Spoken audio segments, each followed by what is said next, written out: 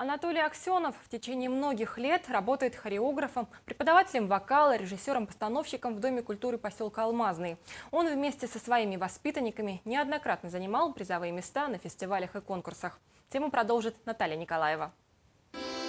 Про таких людей говорят, покой им только снится.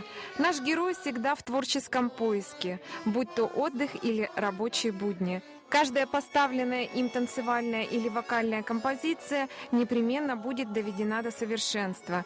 Ведь большую часть своей жизни Анатолий Аксенов посвятил клубной работе, поскольку и вырос он в дружной творческой семье. У меня отец хорошо играл на баяне. В пределах, так сказать, деревенского баяниста. И сестра занималась тоже и поступила потом в культпросветучилище, училась по классу баяна. Но детское увлечение музыкой на этом не закончилось. Анатолий Павлович продолжил любимое занятие, поступив на хореографическое отделение культпросветучилища в Улан-Удэ.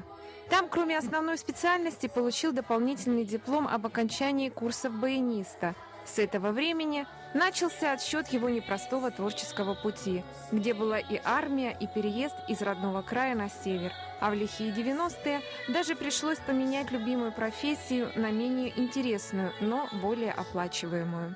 Харизма в нем такая, что он действительно как руководитель, как человек. Все в нем есть, в нем все сочетается. «Хочешь быть счастливым – будь». Под таким девизом живет Анатолий Аксенов. И пока есть такие люди, как он, у Алмазного края есть будущее.